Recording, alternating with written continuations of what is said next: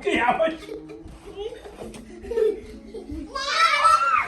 نه نوبتیه لاوین جون. لاوین مامان اینجوری اسب کیک میکنه. آره ماما اسب کیک میکنه. دنجره ماما. این دانکی کیکه دیگه. بیاید از پشت انگولک کنید. داده چه کار کنیم؟ داده این کار کنیم؟